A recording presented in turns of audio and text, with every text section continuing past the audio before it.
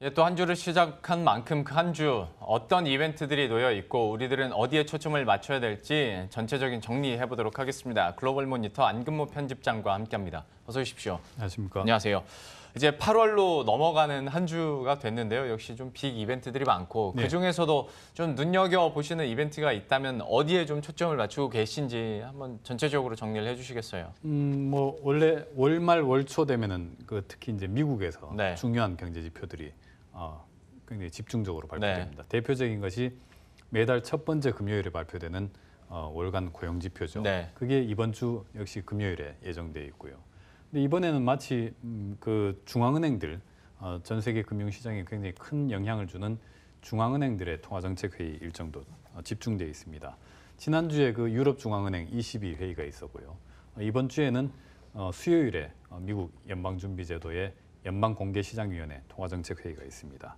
이어서 바로 전에 일본은행 통화정책회의가 있고요. 네. 이어서 영란은행 통화정책회의가 있습니다. 이렇게 빅4 중앙은행의 금리 방향 결정이 있는데 지금 현재 이 중앙은행들의 그 회의가 워낙 중요한데다 이따 또 뭐 좀 더 기회가 되면 자세히 말씀드리겠지만은 일본은행도 지금 뭔가 좀 움직여 보려는 그런 조짐을 보이고 있고요. 그래서 굉장히 중요시되고 있고 영란은행의 추가 금리 인상도 예정돼 있습니다. 연준은 뭐 아시다시피 워낙 영향력이 크고 그래서 그 시장이 굉장히 크게 움직일 수 있는 그런 이벤트들이 있는데 마침 지금 또 그 여름 휴가철이 피크에 이루고 있지 않습니까? 그래서 시장 유동성이 이렇게 얕아져 있는 상태에서 어떤 그 자극이 강하게 주어지면은 그 자극의 이제 반응이 증폭될 가능성도 있습니다. 그래서 변동성 위험에도 굉장히 주의해야 할 한 주다라고 말씀드릴 수 있겠습니다. 이야기가 나온 것 중에서 그러면 당연히 FMC 얘기를 한번 해봐야 될 것 같습니다. 네.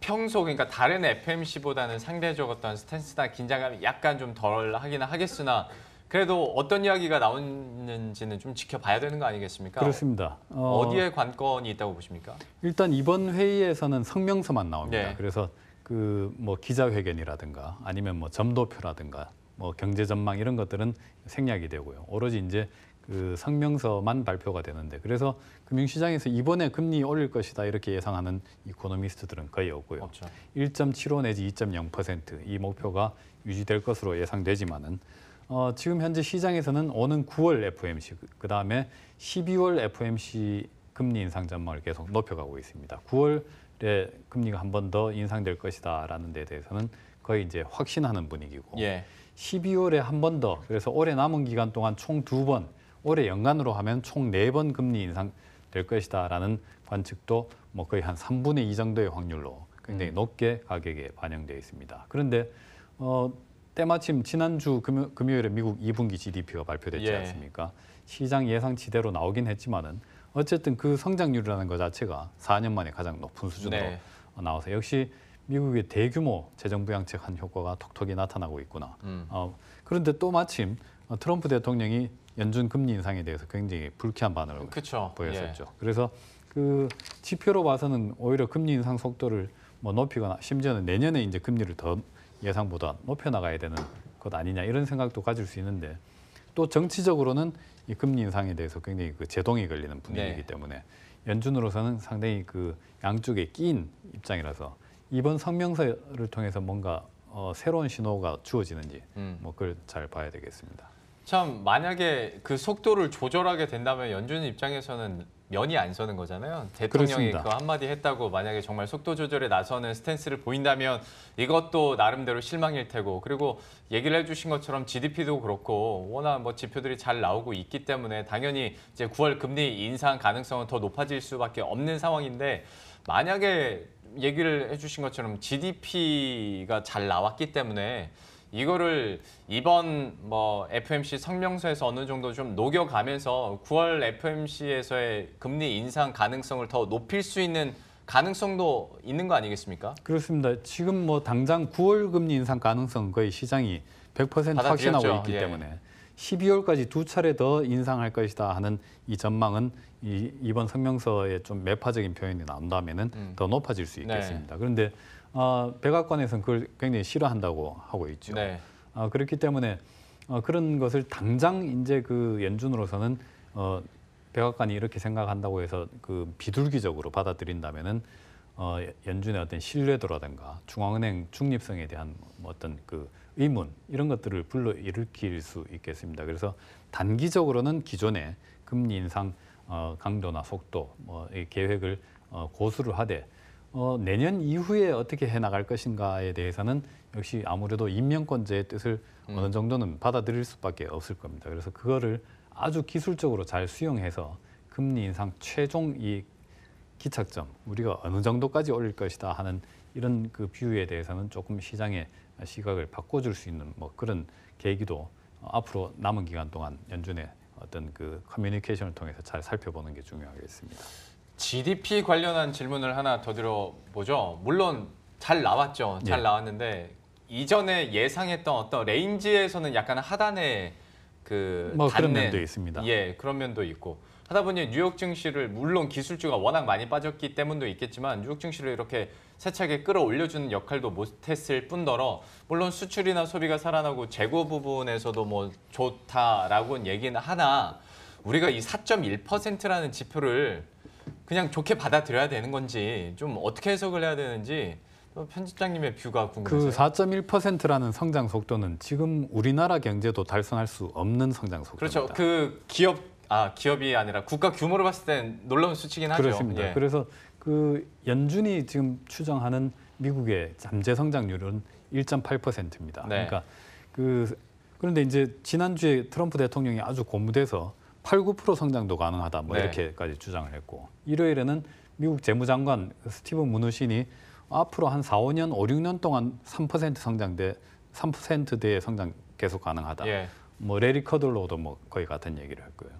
주말 사이에 이제 그 미국 백악관이나 정부 쪽에서 앞으로 8, 9%는 그렇지만은 4%도 그렇고 그렇지만은 3%대 성장은 수년 동안 가능하다라고 했는데 금융시장에서 그걸 믿는 이코노미스트는 지금 현재는 거의 없습니다. 네. 그래서 그 성장이라는 것이 잠시 어떤 그 부양에 의해서 증폭될 수는 있지만은 지속 가능하게 몇 % 이상 성장하려면은 세 가지가 필요합니다. 첫째, 노동력이 그만큼 지속 가능하게 계속 빠르게 증가해야 되고 네. 또 한 가지 설비가 그만큼 빠르게 지속적으로 증가해야 됩니다. 또 한 가지 그 생산성입니다. 생산 기술이 굉장히 빠르게 이 세 가지 요소가 그 3% 다 합쳐서 매년 지속적으로 3%씩 늘어줘야 어떤 인플레이션 압력이라든가 이런 그 불균형 없이 성장이 가능한데 지금 현재 금융시장에서는 그렇게 보지 않고 있고요.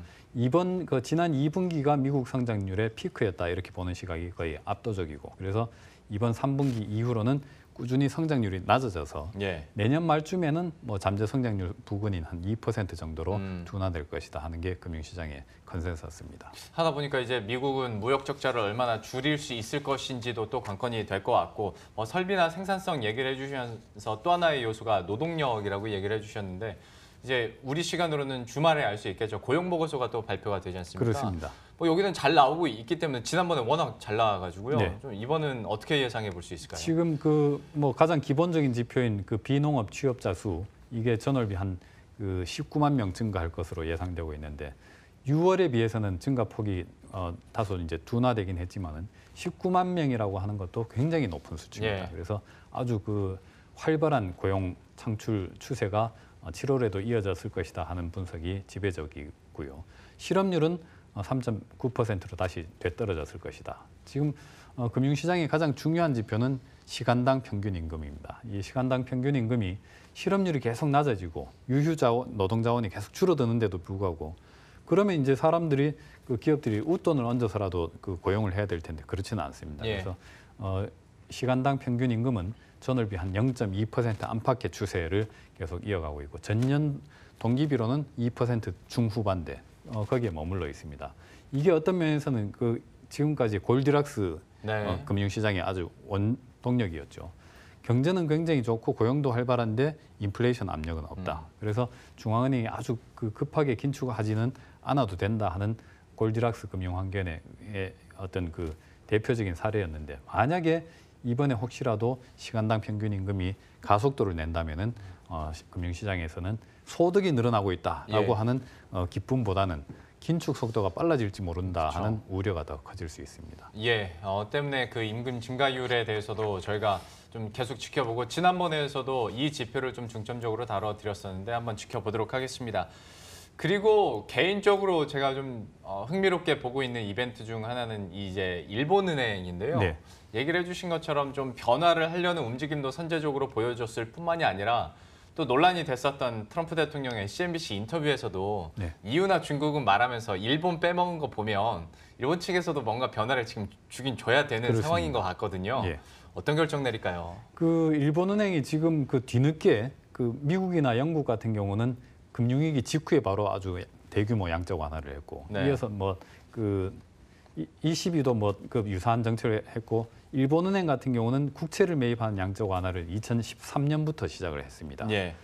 그래서 지금 그 5년이 지났는데 좀 너무 길게 하고 양적 완화를 길게 하고 있는 그런 그 측면이 있죠. 그래서 여러 가지 부작용들이 나타나고 있습니다. 그 중에 하나가 대외적으로는 엔화를 일부러 그 평가절하하고 있다라고 네. 하는 미국의 어떤 그 불만 내지는 공격의 빌미가 될 수가 있고요. 또 한 가지는 그 양적 완화를 그동안 너무 많이 하다 보니까 일본은행의 대차 대조표가 너무 많이 늘었습니다. 즉 일본은행이 채권을 너무 많이 샀다는 것은 다른 한편으로는 돈이 너무 많이 풀렸다는 뜻이 네. 되고요. 채권을 너무 많이 사다 보니까 금융시장에 지금 남아있는 채권이 없습니다. 뭐 그런 측면.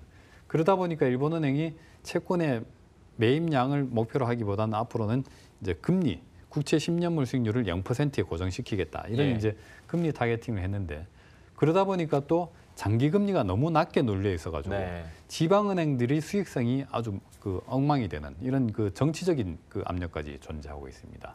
뭐 거기다가 뭐 주식 ETF도 굉장히 많이 사들이고 있는데 그러다 보니까 일본은행이 일본 주요 기업들의 굉장히 거의 대부분의 주요 기업들의 주요 주주로 예.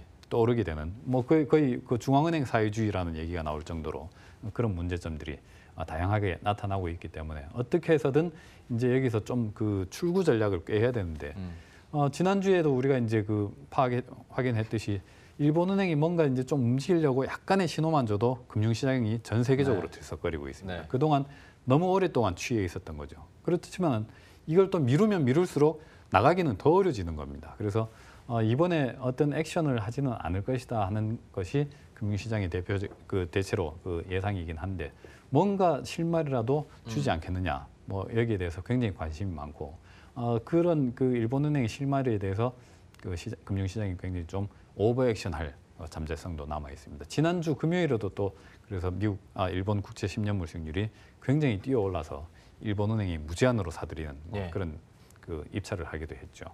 그 일본은행에서는 그 얘기해 주신 실마리를 내놔야 하는 타이밍이기도 한데요. 어떤 내용이 나올지도 한번 저희가 지켜보도록 하겠고요. 마지막으로 이제 또 저희가 얘기 안 한 이벤트 중에서 주목할 만한 그리고 증시에 영향력이 있을 만한 이슈 어떤 게 있을까요?